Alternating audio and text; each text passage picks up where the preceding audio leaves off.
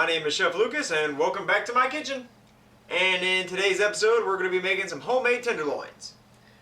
So, hey, you like the shirt? Yes, I do have a sense of humor. But anyway, let's get to the hardware and software of everything we're going to need. Okay?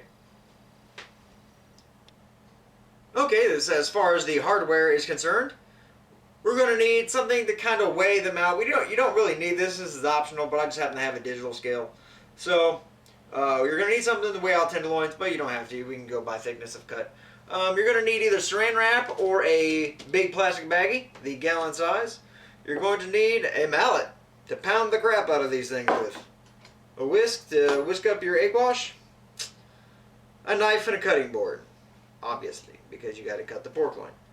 Now, on the software side of things, you're going to need 2 cups of flour, 4 large eggs, 2 cups of milk. It can be any type of milk. You can use buttermilk too. This is just regular old 2% right here.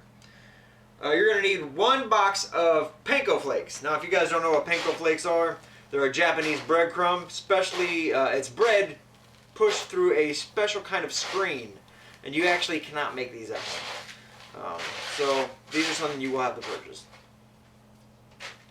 But you will need a box or 2 of those, depending on how many tenderloins you're going to make. And then, of course, I use sea salt or kosher salt, which I'm using sea salt today. Fine ground black pepper. This here is a 3.5 pound pork loin. This is the pork I mainly use to do this with, because I find it works the best. And obviously a fryer of some sort. I have a fryer here in the back, which you'll see later. You can also use a 10-inch cast iron skillet with oil, or some type of pot with oil in it. You just got to have it at 350 degrees. So that's all we're going to need. So let's get to the production process, shall we? Okay, I have sliced the tenderloin. As you can see, that's all I did was slice it. I didn't do nothing special to it. You make it about a 1/2 inch thick, or 4 ounces, however you like it. You don't want nothing too big, because then you'll have a gigantic ass tenderloin, unless that's what you want. So I got about 12 of them or so out of that 3.5 pound tenderloin. Now I got my setup for the pounding station here. We have our baggie, and I have one of the tenderloin slices inside. You leave it open on one side. Use the flat side of your mallet. And then you're just going to pound it till it's about 1/4 inch to about 1/8 of an inch. Just like I said, it depends on how thick you like your tenderloins. But when you bread these things, they do kind of build thickness. So you start on the inside and you work your way out. And you want a nice even layer all across the sides.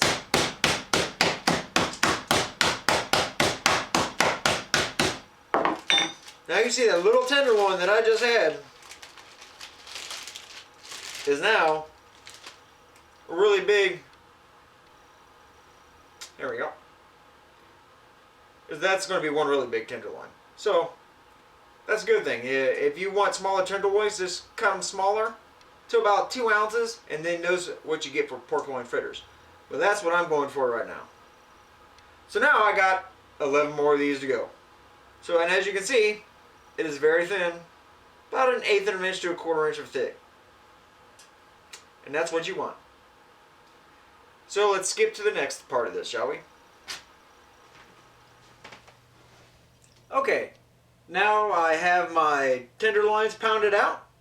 I have my flour, and I took a tablespoon of salt and a teaspoon of the fine ground pepper, and I added it to my flour. I went ahead and mixed my egg wash with my 2 cups of milk and 4 large eggs. And then I got 1 box of the panko flakes here. If I need more, I have another box as a backup. So what you're going to do is you're going to take your tenderloin, you're going to hit it both sides with flour, stick it in the egg wash, get it completely wet, stick it in the panko, and then we're going to press it. And then we're going to lay it out. Single file the best we can. I want to show you a little trick, because I picked this up. Actually, I bought it from work, but I'm going to start here, and then I'll put that on top and add more. But anyway, let's get to it, shall we? So we take our tenderloin, just both sides of flour, see? Both sides. Wet it down, both sides. Now, this is where I highly recommend use one hand for dry and one hand for wet.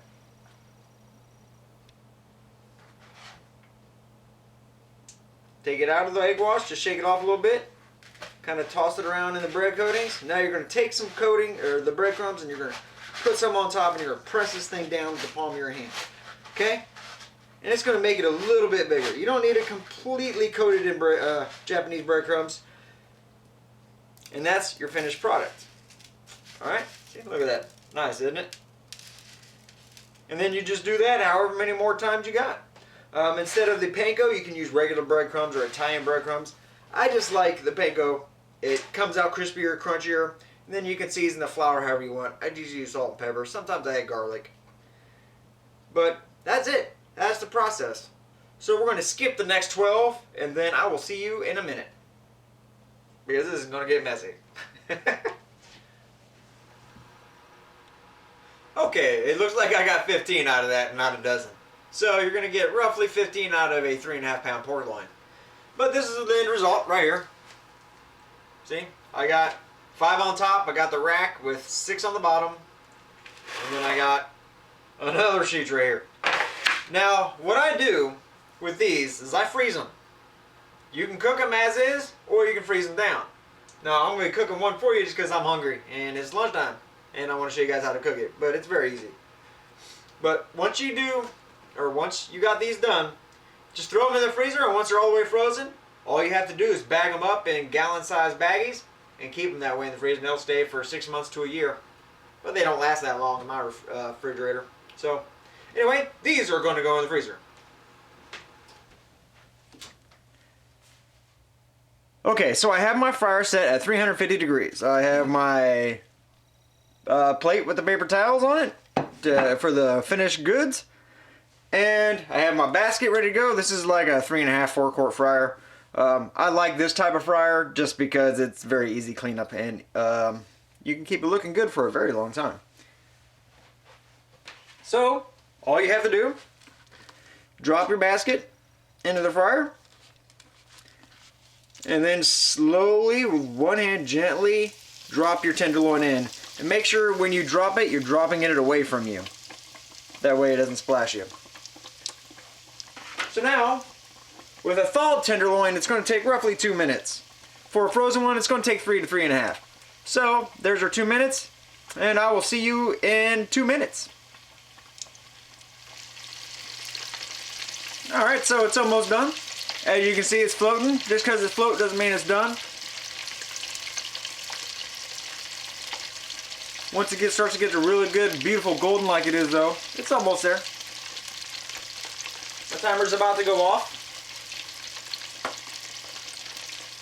2 minutes is going to be a solid cooking time for these from when they're thawed. Frozen, like I said, 3 to 3.5 minutes. And there's my timer.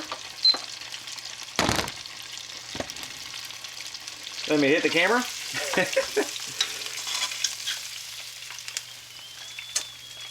And there you go.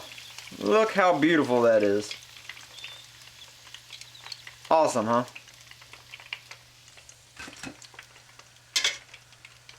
You made that yourself.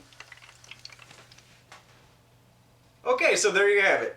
Homemade tenderloins, just like anywhere you go, you're gonna like you know, that specific tavern or something that just makes the very best tenderloins in the state. Oh my God, you can make them at home just like I just did.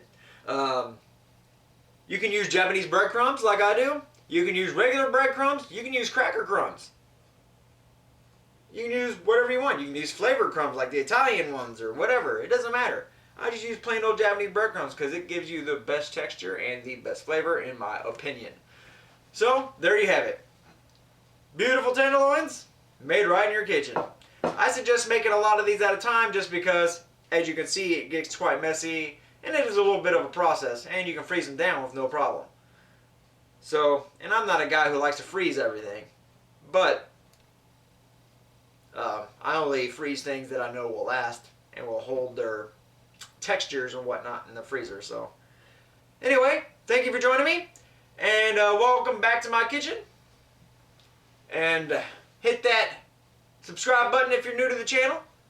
Chop that like button if you're one of my returning subscribers. But as always, show me some love, show me some hate, but show me something. Either way, I see you on the flip side. Peace out, and happy cooking, people. Things are getting delicious.